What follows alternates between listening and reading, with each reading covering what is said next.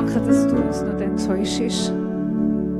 Danke, dass wir dürfen mit dieser Erwartung kommen, mit offenem Herz, offenen Händen und empfangen. Merci für das, was du uns heute Morgen gibst. Amen. Amen. Ich möchte kurz unseren heutigen Prediger euch vorstellen. Ich glaube, viele von euch kennt ihn schon. Vielleicht ein paar kennt ihn nicht so gut. Aber heute werdet ihr ihn viel besser kennenlernen. Simon. Und ja, da kannst du auch bitte für kommen. Da ist der Simon und der Jael Ochsner. Der Simon ist ein neuer Kandidat von unserer Gemeindeleitung.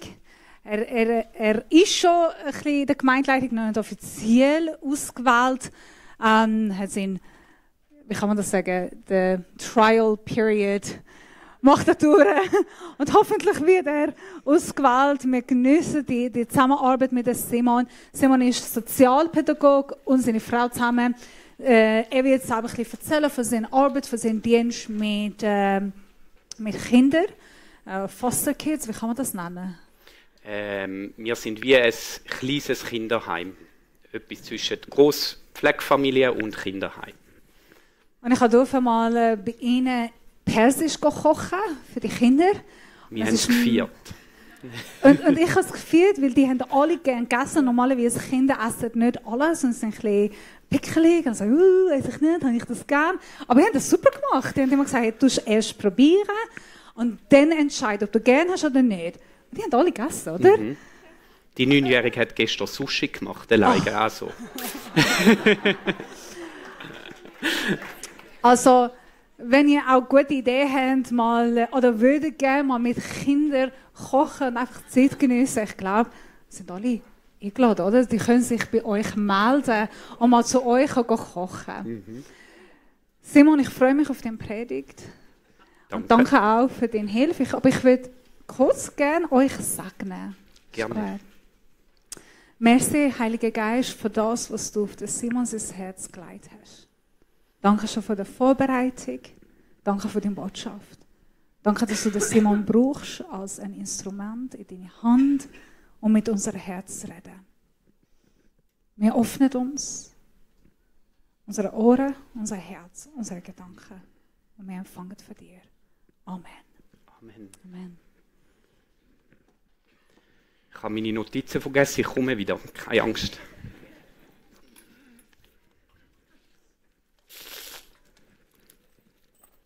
Wenn ich Gelegenheit schon habe, für einen Schluck Wasser. Gut. Ich steige gerade ein mit dem Bibelvers, wo heute sich alles darum drehen wird. Er steht in Johannes 13, 34 bis 35. Dort sagt Jesus, ich gebe euch jetzt ein neues Gebot. Liebt einander, so wie ich euch geliebt habe. So sollt ihr euch auch untereinander lieben. An eurer Liebe zueinander wird jeder erkennen, dass ihr meine Jünger seid. Und ich will euch mitnehmen in ein Erlebnis von mir, wo jetzt schon ein bisschen länger her ist, 6, 7 Jahre, wo ich gefühlsmässig so mit dem Vers das erste Mal konfrontiert worden bin. Ich bin dort angestellt gewesen als stellvertretender Gemeindeleiter in der Heilsarmee in Uster und bin zuständig gewesen, dort in meiner Funktion auch für die Zusammenarbeit innerhalb der Allianz. Also alle Kirchen in der Stadt Uster, die sich treffen und auch einmal im Jahr in der Allianz Gebetswoche einen gemeinsamen Gottesdienst machen. Ich bin dort im Vorbereitungsteam gewesen und wir sind so 4, 5 Leute gewesen. Jeder hat einen Part übernommen, wo ihm am Herzen liegt und so wie eine Kurzpredigt vorbereitet. Ich habe das Thema Evangelisation ausgewählt. Wir haben uns getroffen, 2, 3 Mal, uns abgesprochen, das gut vorbereitet. Und am Samstag vor dem Allianz-Sonntag war noch ein Jugendgottesdienst. Und auf dem Weg dorthin, oder ich habe mich angefangen parat zu machen. Und ich habe die Liebe von Gott mega stark gespürt. So stark, dass ich brüllen musste. Das war so ein schönes Gefühl und gleichzeitig hat mich Wehmut und Reue befangen.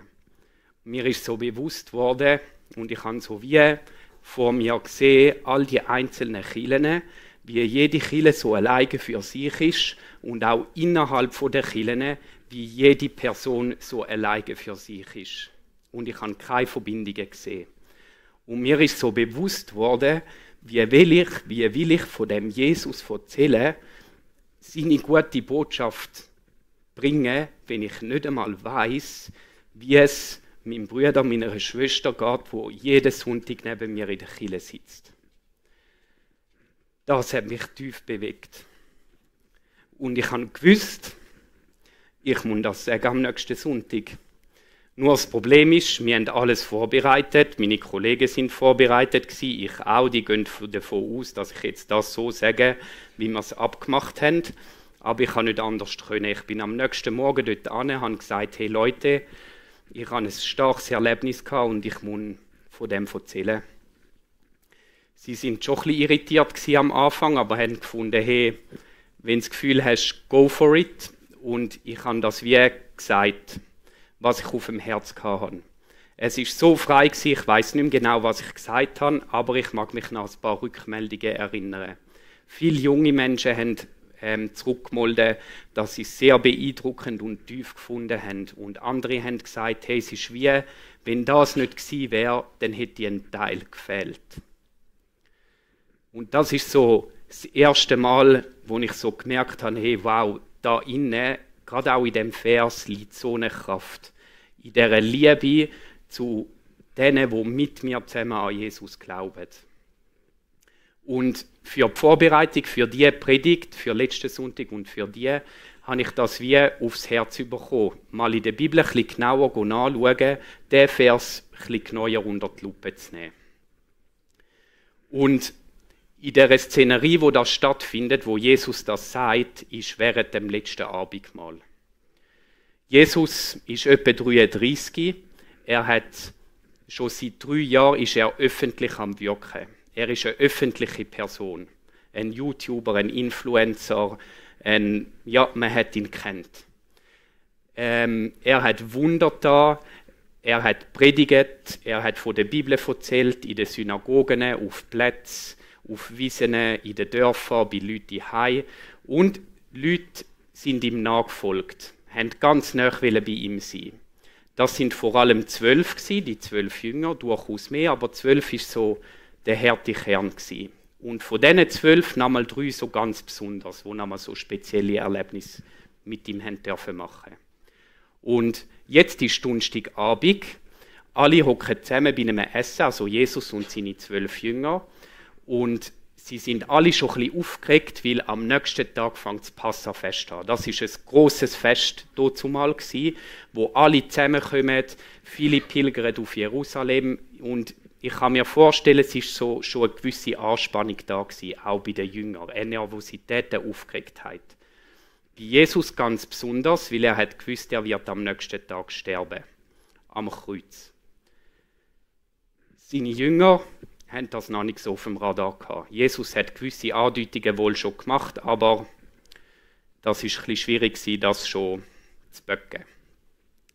Und so sitzt Jesus mit denen zusammen und nachher fängt er plötzlich an, etwas sehr Spezielles zu machen. Er steht nämlich auf, zieht sein Obergewand aus, nimmt den Schurz und tut sich umbinden. Und ich habe in einem Kommentar gelesen, das steht im Johannes, und ich habe gelesen, dass das für den Schreibstil vom Johannesevangelium sehr außergewöhnlich ist. Der Johannes verzichtet eigentlich auf so genaue, detailreiche Beschreibungen.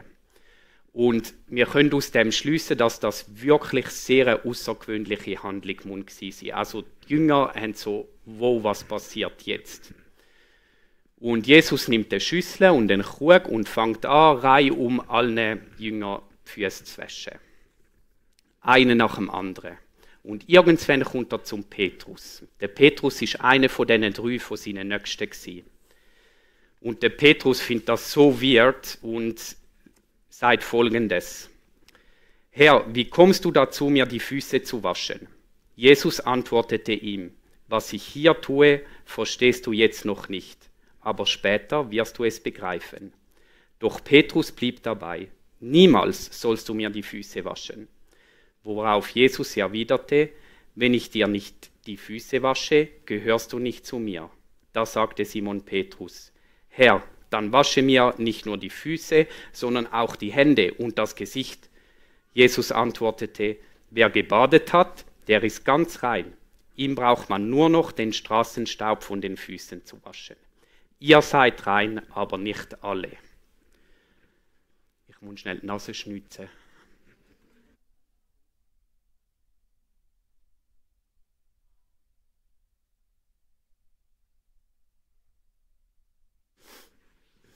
Es ist auch zu eurem Besten, weil einmal schnitzen ist weniger schlimm, wie die ganze Zeit aufschnupfen.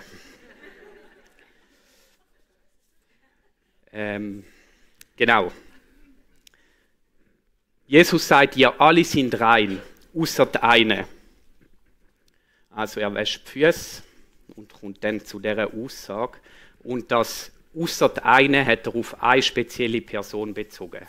Er hat gesagt, einer von euch wird mich verraten, er wird mich ausliefern an die Römer und an die Juden, dass sie mich umbringen können. Und er hat gesagt, es ist die Person, wo ich jetzt Brot nehme, in Wein tauche und ihm das Stück gebe. Er hat das gemacht und er hat es am Judas gegeben. Der Judas ist aufgestanden und ist gegangen. Er hat die Szenerie verloren. Jesus macht weiter. Und jetzt kommen wir zu der Stelle, wo der Vers drinnen vorkommt, wo er das neue Gebot gibt. Ich lese es nochmal vor. Ich gebe euch jetzt ein neues Gebot. Liebt einander, so wie ich euch geliebt habe. So sollt ihr euch auch untereinander lieben. An eurer Liebe zueinander wird jeder erkennen, dass ihr meine Jünger seid. Und im gleichen Abschnitt sagt Jesus noch viel mehr. Er sagt nämlich, dass er bald verherrlicht werden wird. Und verherrlichen heisst, er gibt eigentlich den ultimativen Machtanspruch. Er sagt, hey Leute, bald, er sagt, ich bin Gott, ich bin jetzt Mensch und ich habe die Gestalt als Mensch, aber bald bin ich wieder Gott und ich werde alles können machen, wie es Gott auch machen kann. Ich werde die göttliche Natur wieder annehmen. Das ist der ultimative Machtanspruch überhaupt. Dann entsteht ein Wortwechsel zwischen dem Petrus und Jesus. Und der Petrus sagt, hey, ich gehe überall hin für dich. In den Tod, durch alle Schmerzen, durch alle Leiden, ich habe dich so lieb. Ich weiß, dass du Gottes Sohn bist, dass du der Retter bist. Ich mache alles. Und Jesus sagt, du willst für mich sterben, ich versichere dir, ehe der Hahn kräht, wirst du 3-mal geleugnet haben, mich zu kennen.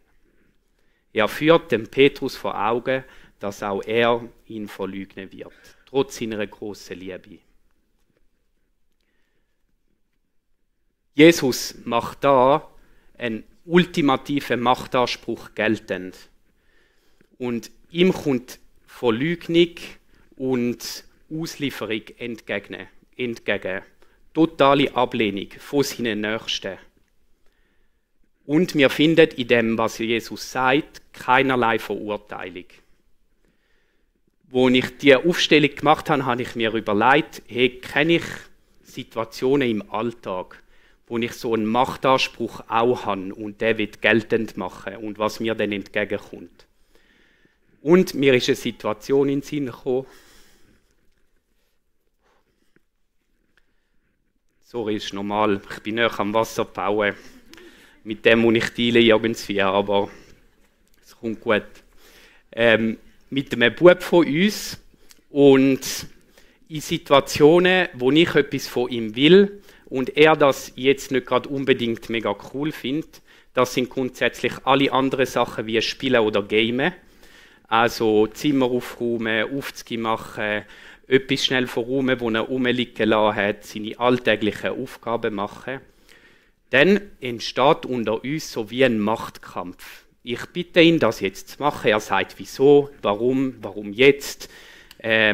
und ich gebe Argumente und immer so weiter und wir schaukeln uns so auf die ganze Zeit, er wird immer hässiger, ich werde immer hässiger und ich kann so hässig werden, ich würde ihm am liebsten sagen, hey, sorry, ich bin da der Erwachsene, ich weiß genau, wie es läuft und jetzt mach einfach du das, was ich jetzt sage und jetzt will. Ich habe den ultimativen Machtanspruch in dieser Situation und ich will ihn geltend machen. Ich fühle mich ungerecht behandelt, weil er das nicht gerade macht. Und aus seiner Sicht auch er fühlt sich ungerecht behandelt, weil er das jetzt vielleicht noch gerade nicht versteht oder nicht gerade will, vielleicht gerade auch etwas anderes braucht, whatever. Und wir können da verurteilen. Einander Begründungen geben, Ausflüchte bis hin zu Schuldzuweisungen. Es kann dann total eskalieren. In ganz schlimmen Situationen kann es sogar zu Gewalt führen, es kann zu Krieg führen, alles so weiter. Das wäre die nächste Eskalationsstufe. Und ich habe mir so überlegt, hey, gibt es auch in der Bibel so eine Situation? Und ja, die Jünger haben doch auch mal gekehrt untereinander, wer von ihnen der Größte ist. Wer ist echt besser? Und mich hat es Wunder genommen, wo das genau steht. Dann habe ich gegoogelt, die Zeit der Konkordanz ist vorbei. Google weiß auch das alles und hat mir den Text rausgespuckt. Und der Johannes schreibt nichts von dem, aber der Lukas. Und es passiert auch in dieser Szenerie vom letzten Abendmahl. Also da, wo Jesus den ultimativen Machtanspruch geltend macht, entsteht plötzlich etwas unter den Jüngern auch.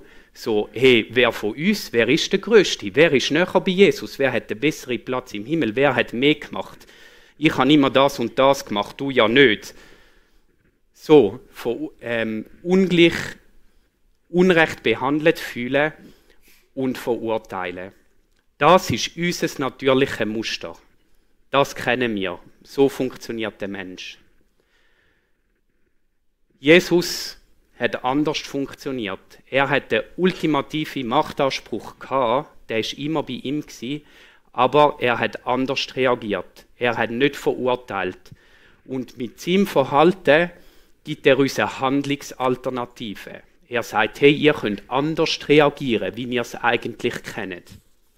Und er sagt, nach dem Streit unter den Jüngern, in dieser Welt unterdrücken die Herrscher ihre Völker und rücksichtslose Machthaber lassen sich als Wohltäter feiern. Aber bei euch soll es nicht so sein. Im Gegenteil, der Erste unter euch soll sich allen anderen unterordnen und wer euch führen will, muss allen dienen. Das ist etwas Neues. Jesus gibt uns eine Handlungsalternative. Er sagt kurz darauf ab, wenn ihr dieses wisst, glückselig seid ihr, wenn ihr es tut.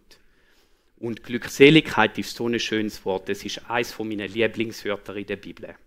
Glückseligkeit bedeutet so ultimatives Glück und Friede, Erfüllung von allem. Es ist so ein schönes Gefühl.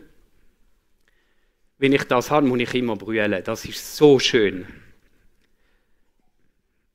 Es ist viel mehr wie wenn wir einen Wunsch haben, wo wir uns jahrelang nicht haben können erfüllen und jetzt ist er da. Das ist sehr ein schönes Gefühl. Aber Glückseligkeit ist noch viel, viel mehr. Es geht viel tiefer. Es ist so ein kleiner Vorgeschmack vom Himmel für mich. Das bedeutet für mich Glückseligkeit. Und Jesus sagt, wenn wir das machen, dann dürfen wir glückselig sein. Und man darf das auch wirklich erleben. Ich erlebe das dann, wenn ich in meine Begabungen laufen darf. Selbst wenn ich mühsame Sachen machen muss, aber es eine Gabe ist von mir, dann erlebe ich, dass ich glückselig werde. Und mir ist das Letzte passiert. Es hat nach der Sommerferien ein Leitertreffen gegeben und ich bin angefragt worden zum Helfen. Die Leiter haben sich getroffen, es hat ein Grillieren gegeben, nachher einen Vortrag und während dem Vortrag habe ich schon angefangen, den Grill zu putzen. Ich habe die Sachen genommen, bin rauf, habe das angefangen zu putzen. Und sorry, ein Grill putzen ist jetzt etwas vom mühsamsten, was man putzen kann. Es hat Rillen, es ist fettig, man muss rein und raus und zwischendurch und dann den Schwamm ganz klein machen und so putzen, wenn man es wirklich sauber machen will. Es ist wirklich der Pain. Aber ich bin dort und ich bin so fröhlich gewesen, mir sind fast Tränen gekommen. Wirklich. Weil ich dort sein, ich gewusst, ich kann jetzt etwas machen. Die anderen sind unten am Hören, sie sind ja miteinander und ich darf einfach dienen. Und ich sage das, weil das eine Gabe ist von mir. Das ist ein Geschenk, das mir Gott gegeben hat. Ich kann das nicht machen. Und immer wenn ich in dieser Gabe laufe und darf laufen, dann merke ich, wie ich glückselig darf sein. Und das ist ein mega Geschenk. Und ich will euch ermutigen, dass was Jesus sagt, das ist wahr, man darf das wirklich erleben. Das ist so etwas Schönes.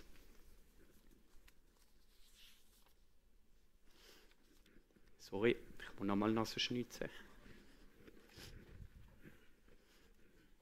Josh, ich muss nochmal.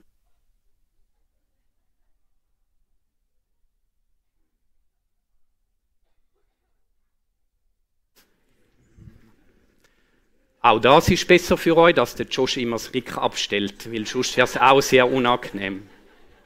Danke dir. Jesus sagt aber auch, gerade im nächsten Kapitel, ihr müsst das nicht alleine machen, ich lasse euch nicht alleine. Ich schicke euch den Heiligen Geist, der wird euch helfen bei dem. Und Jesus sagt konkret, wenn aber der Geist der Wahrheit kommt, hilft er euch dabei, die Wahrheit vollständig zu erfassen. Die Hoffnung für alle gibt eine Alternativübersetzung, ich finde die fast treffender, wo es heißt, hilft er euch, in der vollen Wahrheit zu leben. Das ist die volle Wahrheit, wo uns Jesus gibt. Er ist Gott, er macht hat den ultimativen Machtanspruch und hat auch alle Macht, effektiv. Er ist die Wahrheit, der Weg und das Leben und niemand kommt zu Gott außer durch ihn. Das sagt er gerade auch nochmal im Kapitel 14. Er macht den ultimativen Machtanspruch nochmal geltend. Aber unser Handeln soll anders sein. Wir sollen dienen, wir sollen die Macht nicht missbrauchen und er hat das nicht gemacht. Wir sind nicht alleine, um das umzusetzen. Der Heilige Geist wird uns dabei helfen. Und auch das dürfen wir erleben im Alltag. Vor 2 Wochen sind wir im Coop Wettigen da, posten. Und wir gehen damals an die Self-Scanning-Kasse, weil es einfach gefühlt schneller geht. Und die letzten paar Mal, wo wir das gemacht haben, wirklich immer, jedes Mal, sind wir fertig und dann blinkt es rot auf, ja, Stichprobenkontrolle. Dann muss man warten, bis doch jemand vom Personal kommt, alles durchgescannt hat, 5 verschiedene Produkte müssen nehmen, dann natürlich auch unten im Sack etwas. Und es geht einfach wieder viel länger. Und gefühlt jedes Mal ist das passiert. Und so auch dort, wir stehen zusammen an dieser Kasse, alles, zack, wieder Stichprobenkontrolle, kommt eine nette Dame, macht das. Und ja, meine Frau sagt so zu mir, immer bei dir trifft's, dich trifft's immer. Und ich bin die vorherigen Male wirklich hässig geworden, amix, und jetzt einfach nicht. Und ich habe gesagt, ja, ist doch okay, ich habe gerade Geduld und Zeit, ist doch gut, trifft es mich, jemand anders wäre doch vielleicht mega gestresst gewesen. Und die Frau schaut mich so an und sagt, sehr gute Antwort gewesen. Und ich habe das so cool gefunden, so wie der Heilige Geist, so mitten im Alltag, mir etwas kann in Erinnerung rufen und ich einen Unterschied haben dürfen machen. Und das kann nicht nur ich, das kann jeder von uns. Das ist ein mega grosses Geschenk, das wir dürfen haben.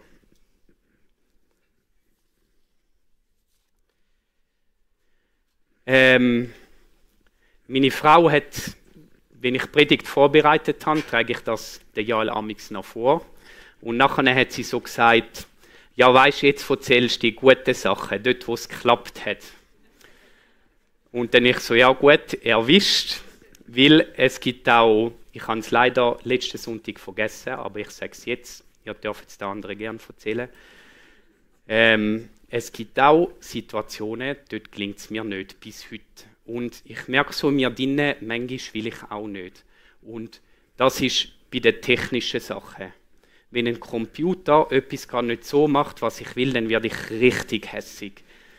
Wirklich. Und es ist schon besser geworden, es ist wachstümlich, aber ich habe schon einen Laptop kaputt gemacht, indem ich einfach draufgeschlagen habe. Nachher war schon hinüber gewesen. So Bildschirm eingefroren, vorbei. Aber ich finde, bis heute, er hat es verdient. Ich habe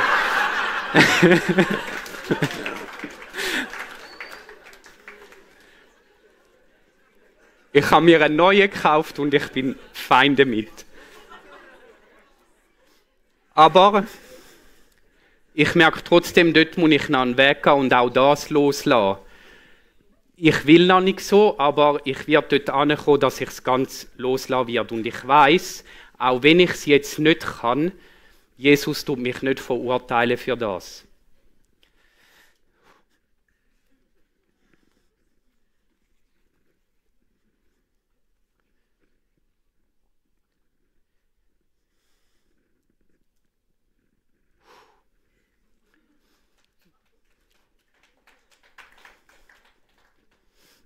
Weil das ist die schönste Botschaft in dieser ganzen Geschichte und in dieser ganzen Szenerie.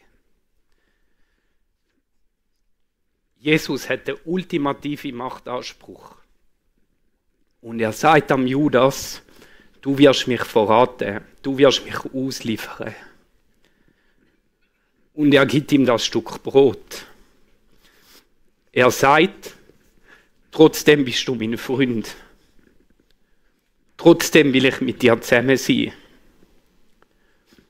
Aber der Judas hat es nicht können. Er ist aufgestanden und er ist gegangen. Es ist am Judas seine Entscheidung gewesen. Gott hat ihn nicht verurteilt. Oh, Josh.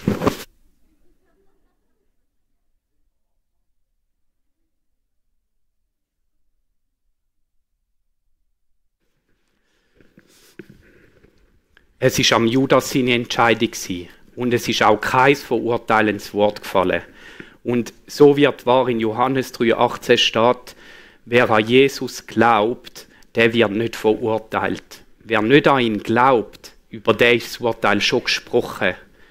Gott muss das gar nicht mehr machen, es ist schon gesprochen. Wenn wir nicht wollen, dann es ist schon passiert, Gott zwingt niemand. Und der Judas ist gegangen und sein Schicksal war Katastrophe gewesen. Er ist elendig gestorben, auf dem Acker, Kopf über, abgestürzt und gestorben. Wirklich übel. Und das wünsche ich niemandem. Der Petrus war anders gewesen. Nicht in seinen Taten, aber in seinem Herz. Er hat gewusst, Jesus ist Gottes Sohn, er ist mein Retter, er ist wirklich Gott. Das hat der Petrus geglaubt. Aus ganzem und aus tiefem Herzen.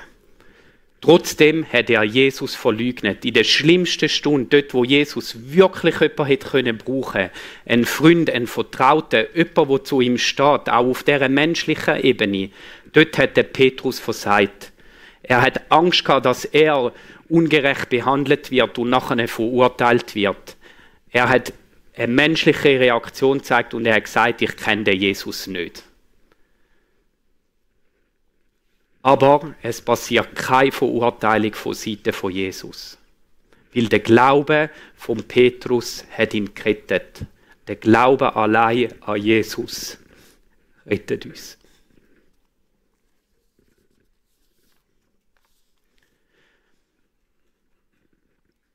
Wenn wir anfangen, untereinander so zu handeln und uns so zu lieben, egal was wir machen und werden alle Fehler machen. Wir werden uns auch verletzen, untereinander. Vielleicht schlimmer wie andere Leute, die Jesus nicht kennen. Wenn wir nicht in das Muster hineingehen, dass wir uns ungerecht behandelt fühlen vom anderen, auch in der Kirche, ja, der macht doch mehr wie ich, jetzt muss ich das schon wieder machen. Wieso machen die anderen nicht mal? Immer bin ich's. Alles so Gedanken, die ich auch kenne. Ich habe 6 Jahre lang vollamtlich in einer Kirche geschafft, das ist normal. Mich hat Viele Sachen habe ich auch mühsam gefunden, neben allem Schönen. Das ist ganz normal und das ist okay. Wenn wir den Unterschied machen und nicht ins ungerecht behandelt fühlen hineingehen und nicht einander verurteilen, sondern in dieser Liebe handelt, so wie es Jesus uns vorgelebt hat, dann passiert etwas Unglaubliches. Dann sagt Jesus, dann werden die anderen sehen, dass ihr meine Jünger sind.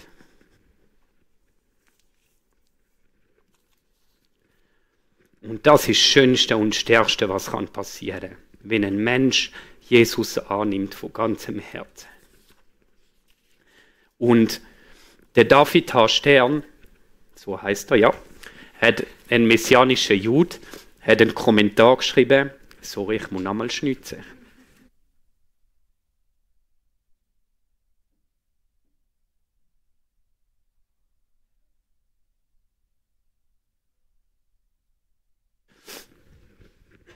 Er hat eine Übersetzung gemacht zum Neuen Testament und einen Kommentar dazu geschrieben.